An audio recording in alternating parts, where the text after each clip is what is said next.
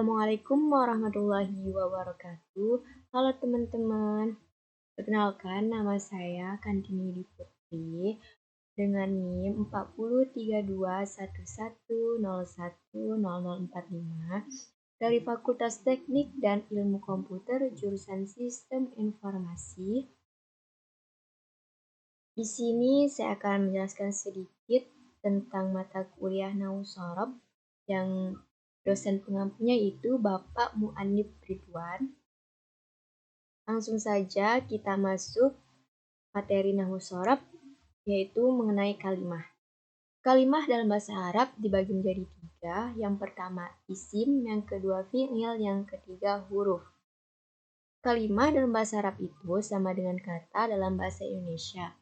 Nah, di sini saya akan menjelaskan sedikit tentang kalimah yang pertama, yaitu isim. Pengertian isim adalah setiap kata yang menunjukkan pada. Contoh yang pertama itu nama-nama manusia, hewan, tumbuh-tumbuhan, benda mati, tempat, dan waktu. Pertama, contoh manusia, kalimahnya Muhammad artinya Muhammad, Ali artinya Ali, Usman artinya Usman. Yang kedua hewan, kalimah filun artinya gajah, ghonamun kambing, timsahun buaya. 3. Tumbuh-tumbuhan, wardatun mawar, bazinzan terung, inabun anggur.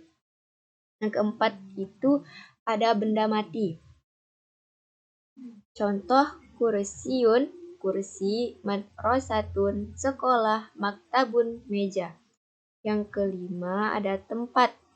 Contoh Samaranji Semarang, Al-Qahirah Mesir, Jakarta. Yang keenam waktu. Ada naharun siang, lailun malam, sobahun pagi. Yang kedua itu kata-kata sifat. Contoh kabirun besar, sawirun kecil, mahirun pandai, jahilun bodoh. Yang ketiga kata-kata yang tidak berwaktu. Contoh safarun perjalanan, yurahatu bacaan, kitabatun tulisan. Ada tanda-tanda pada kalimat isim. Yang pertama itu tanwin. Contoh rajulun orang laki-laki, kitabun kitab, sajaratun pohon. Yang kedua ada tanda al. Contohnya ar-rajulu orang laki-laki itu, al-kitabu kitab itu, asyajaratu pohon itu. Yang ketiga nida atau panggilan. Ya Zaid, hai Zaid. Ya Ali, hai Ali. Ya rajul, hai orang laki-laki. Tanda yang keempat itu dijarkan. Contoh fil bait di rumah, alal kursi di atas kursi, ilas suqi ke pasar. Tanda yang kelima disandarkan pada kalimat lain. Contoh al-kitabu mufid, kitab itu berguna. Al-baitu kabirun, rumah itu besar. Al-waladu zakiyun, anak itu pintar. Apabila pada kalimat itu dapat menerima semua tanda-tanda yang telah disebutkan tadi, atau salah satu daripada tanda-tanda tersebut, maka kalimat itu adalah isim. Jenis kalimat isim. Yang pertama, isim dibedakan menjadi bermacam-macam menurut pengelompokannya, yaitu isim mudzakkar dan isim muannats. Yang pertama isim mudzakkar yaitu isim yang menunjukkan arti laki-laki atau dianggap laki-laki. Contohnya itu Muhammad. Ada beberapa isim mudzakkar yang punya tanda isim muannats tetapi tetap dihukumi mudzakkar. Contohnya Tolhah. Yang kedua isim muannats yaitu isim yang menunjukkan arti perempuan atau yang dianggap perempuan. Isim muannats dibagi menjadi 3 macam. Yang pertama muannats lafzi hakiki yaitu isim yang berakhiran ta, ta'nits dan menunjukkan arti perempuan atau yang dianggap perempuan. Contohnya Aisyah. Yang kedua muannats maknawi yaitu isim yang tidak berakhiran ta, ta'nits akan tetapi menunjukkan arti perempuan. Contohnya Maryam. Yang ketiga, mu'anats majazi, yaitu isim yang menurut kaidahnya dihukumi mu'anats. Contoh, asyamsu, matahari. Jamak taksir ghairu akil juga dipandang sebagai mu'anats. Contohnya, aklamun, pena-pena. Yang kedua itu isim mufrad, isim tasniyah, dan isim jamak. Baik, isim mufrad adalah isim yang menunjukkan arti tunggal atau satu. Contoh, al-bait, Ahmad, qalamun, al-masjid. Yang kedua, isim tasniyah atau mutsana adalah isim yang menunjukkan arti dua. Cara membuatnya dengan menambah alif dan nun ketika rafa dan ya dan nun ketika nasab dan jar pada akhir isim mufradnya. Bisa teman-teman lihat contohnya di sini. Selanjutnya, isim jamak adalah isim yang menunjukkan arti lebih dari dua. Isim jamak ada 3 macam, yaitu isim jamak mudzakkar salim, isim jamak muannats salim, dan isim jamak taksir.